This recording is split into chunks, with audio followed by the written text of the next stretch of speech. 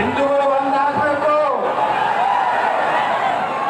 ಹಿಂದೂಗಳು ಒಂದಾಗಬೇಕಾದ್ರೆ ಅಂಬೇಡ್ಕರ್ ಎಲ್ಲರೂ ಹೊಂದಿದ್ದೀವಿ.